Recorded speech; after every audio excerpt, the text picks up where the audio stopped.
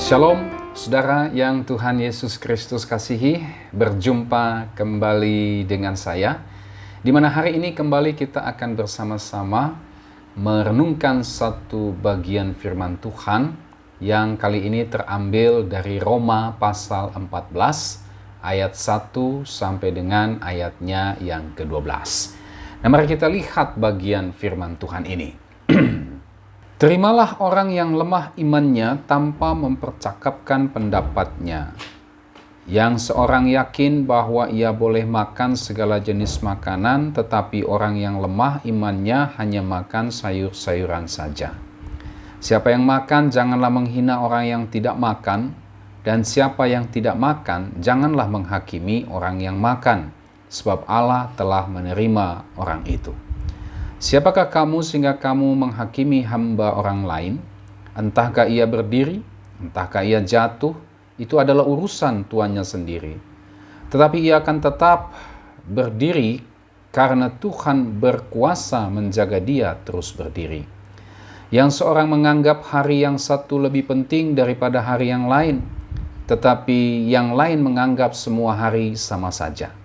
Hendaklah setiap orang benar-benar yakin dalam hatinya sendiri. Siapa yang berpegang pada suatu hari yang tertentu, ia melakukannya untuk Tuhan.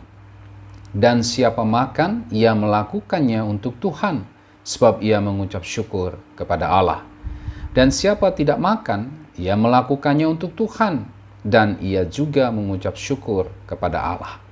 Sebab tidak ada seorang pun di antara kita yang hidup untuk dirinya sendiri, dan tidak ada seorang pun yang mati untuk dirinya sendiri.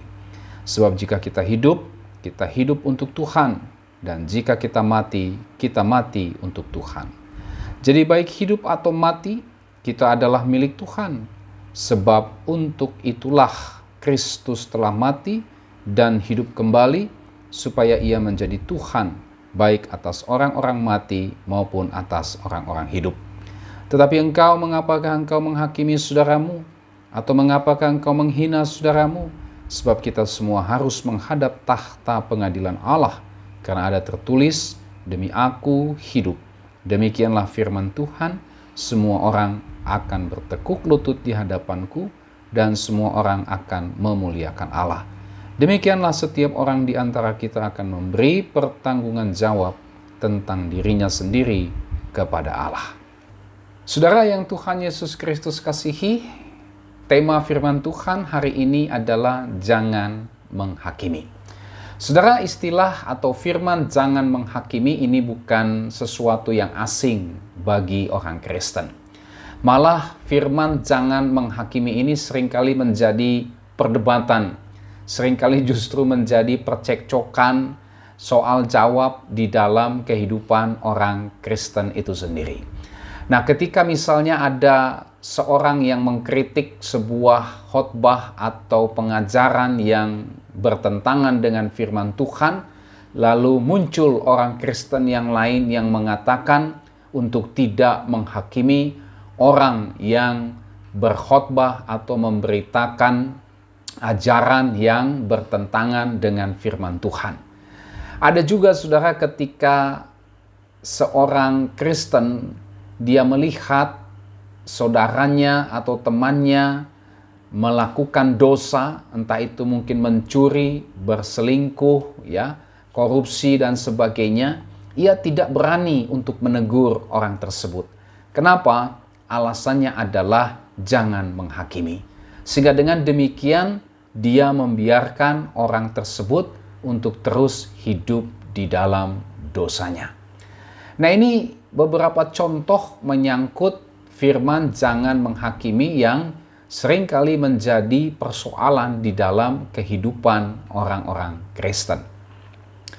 Nah, pada bagian firman Tuhan hari ini kita akan bersama-sama melihat beberapa hal terkait tema kita, jangan menghakimi. Yang pertama, saudara, kita melihat terlebih dahulu apa yang menjadi latar belakang perintah Paulus untuk jangan menghakimi kepada jemaat yang ada di Roma ini. Nah, di dalam bagian firman Tuhan ini secara khusus dalam pasal 14 ayat 1 sampai dengan pasal 15 ayatnya yang ke-13, kita menemukan bahwa di dalam jemaat di Roma ini rupanya ada dua kelompok, saudara.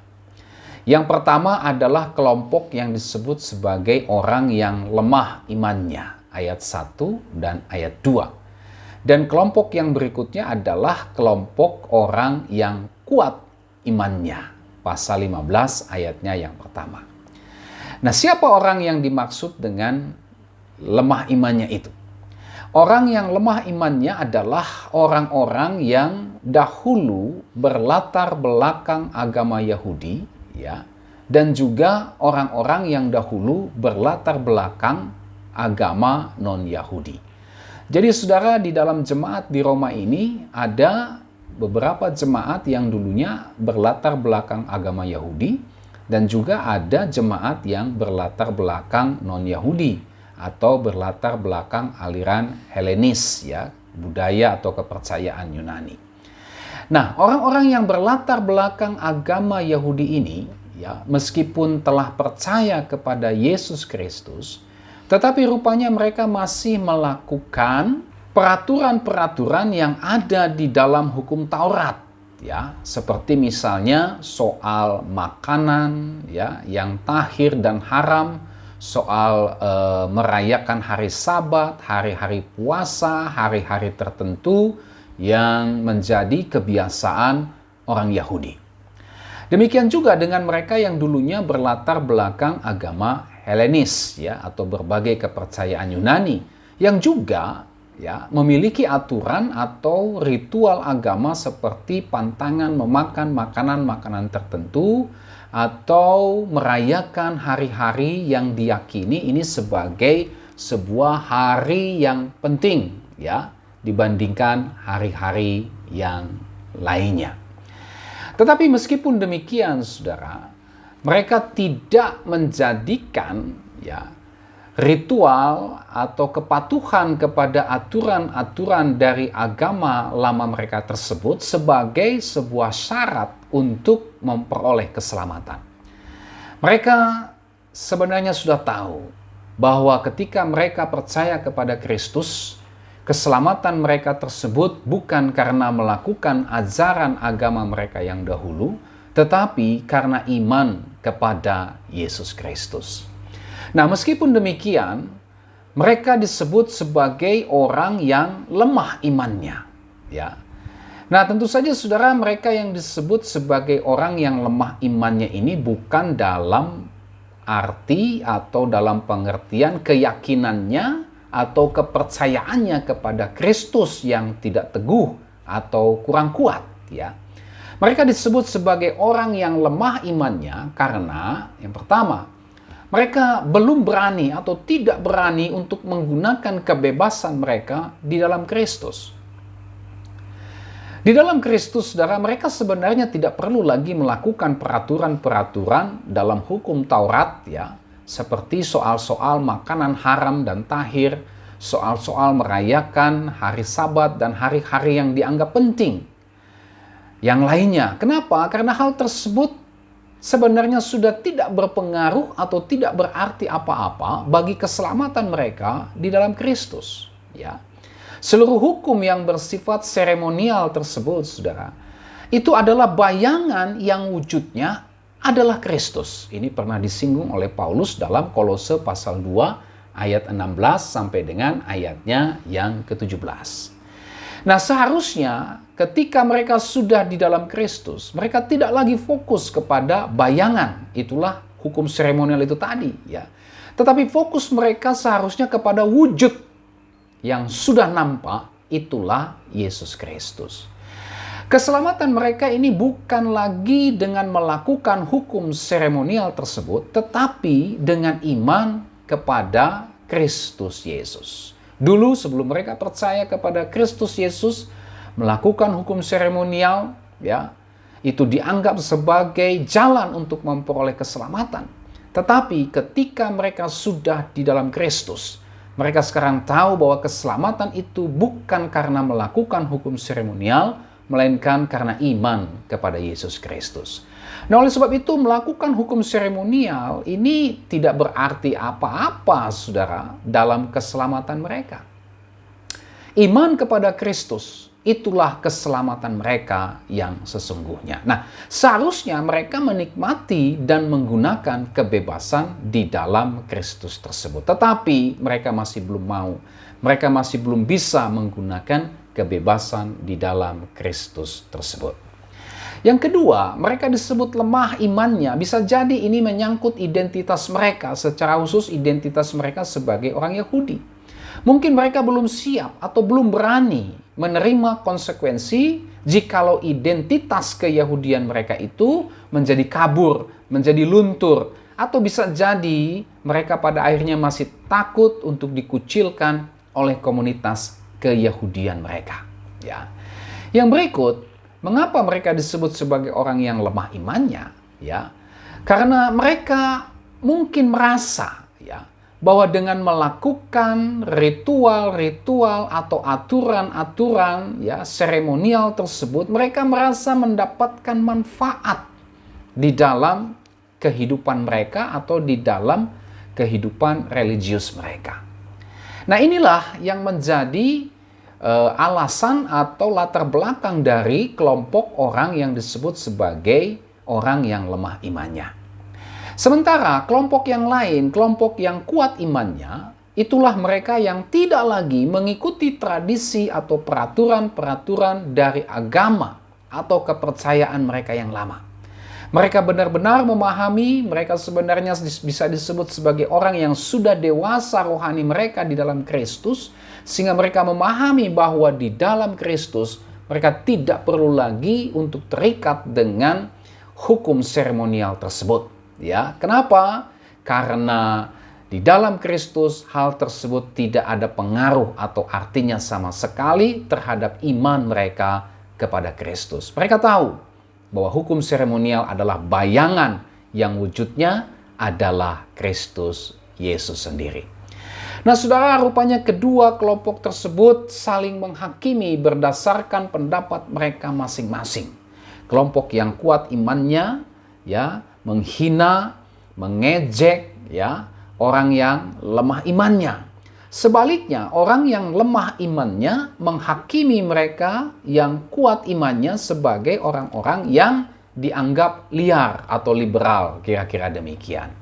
Nah, inilah yang menjadi latar belakang dari adanya nasihat atau teguran Paulus kepada mereka supaya mereka jangan saling menghakimi.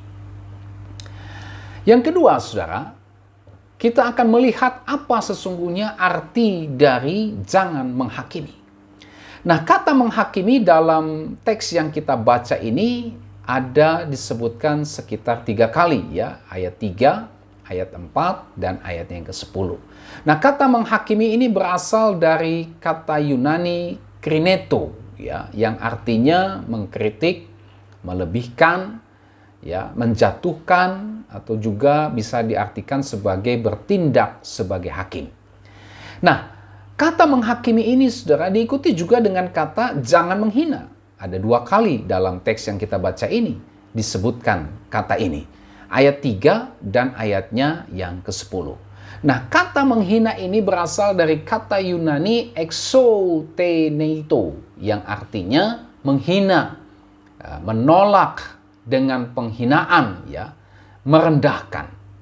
Nah, dari kedua kata tersebut kita bisa melihat bahwa menghakimi yang dimaksud dari perikop ini adalah menganggap bersalah, ya, atau menghakimi berdasarkan pandangan, pendapat atau kebenarannya sendiri yang didasari oleh sikap ego dan semangat atau motif untuk menghina, untuk menjatuhkan dan merendahkan orang lain. Ini makna dari menghakimi di dalam konteks firman Tuhan ini.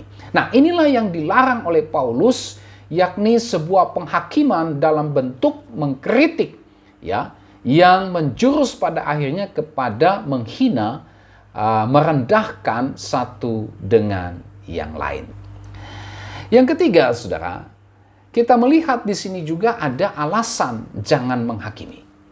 Paulus bukan hanya memberi perintah supaya jangan menghakimi, tetapi juga Paulus menunjukkan alasan mengapa mereka dilarang untuk menghakimi. Ada beberapa alasan.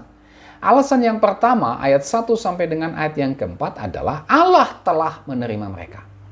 Paulus memberi alasan dari nasihat dan tegurannya tersebut kepada jemaat di Roma agar mereka jangan menghakimi, yakni semua mereka, baik orang yang lemah imannya maupun orang yang kuat imannya, adalah orang-orang yang telah diterima Allah dalam karya keselamatan.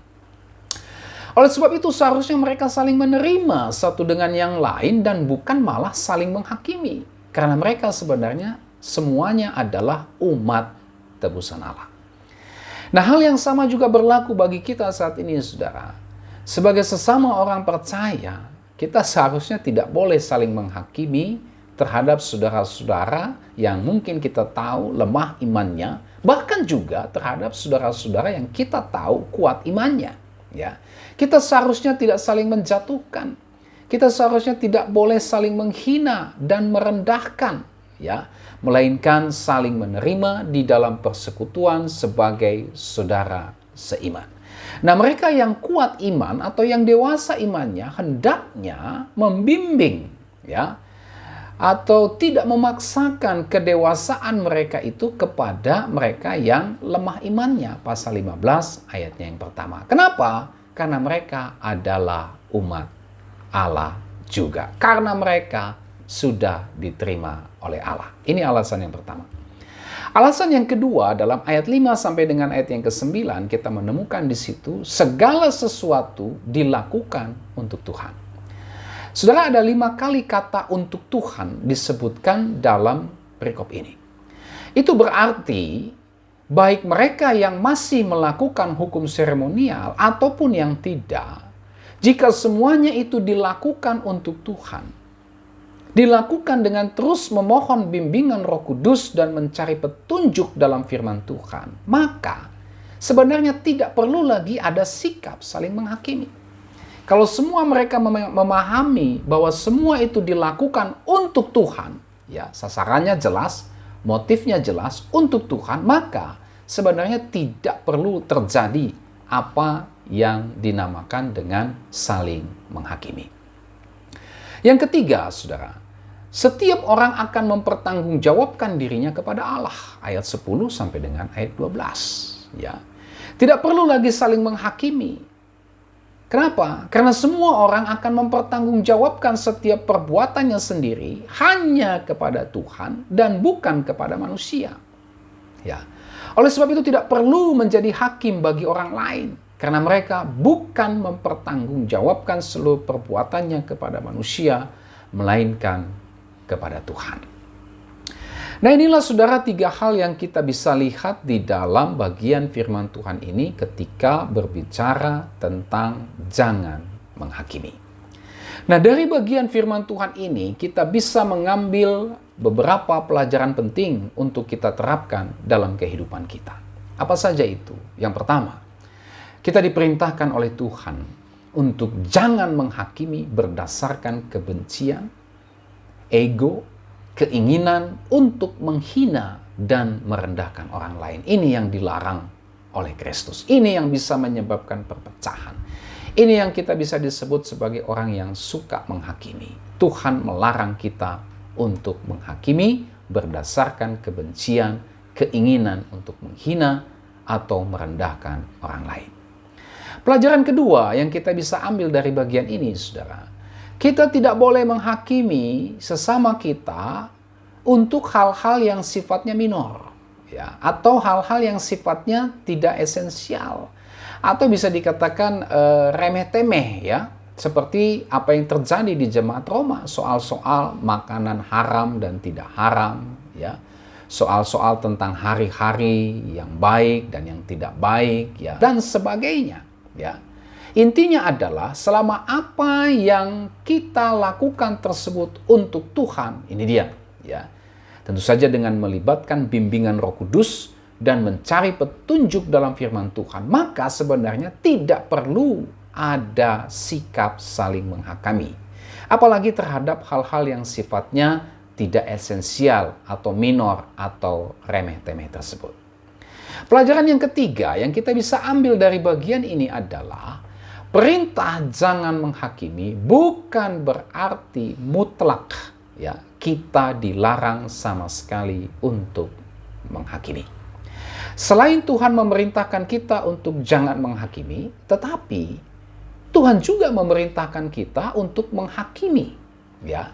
Nah, kita perlu tahu dulu beberapa bagian firman Tuhan yang berbicara tentang perintah untuk menghakimi, ya, atau beberapa hal yang perlu kita ketahui sebelum kita menghakimi. Apa saja itu? Yang pertama, Saudara, Allah memerintahkan pengangkatan hakim-hakim dengan tujuan untuk menghakimi umatnya dengan adil. Ulangan pasal 16 ayat yang ke-18. Yang kedua, di dalam Alkitab kita juga menemukan bahwa Yesus Kristus menghakimi. Misalnya, Yesus memperingatkan adanya nabi-nabi palsu. Matius pasal 7 ayat 15 sampai dengan ayat 23. Di sini Yesus juga sedang menghakimi. Yang berikut, Yesus mencela dan mengecam orang-orang Farisi. Matius 15 ayat 13 sampai 14.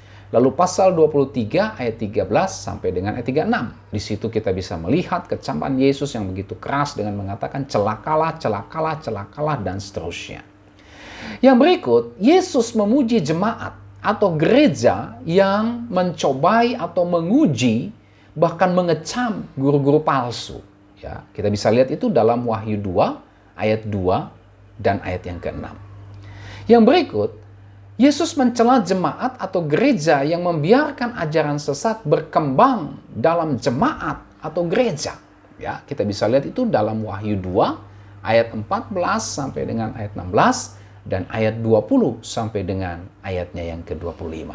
Nah, di sini kita melihat Yesus Kristus menghakimi. Selain Yesus Kristus, yang ketiga, kita juga bisa melihat para rasul Kristus juga menghakimi, Saudara.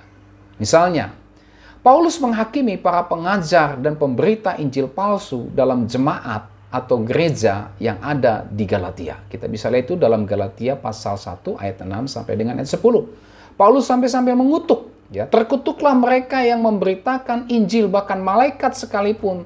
Jikalau dia memberitakan Injil selain Injil yang kuberitakan, terkutuklah dia. Ya, dia menghakimi, apalagi dengan mengucapkan kata terkutuklah dia.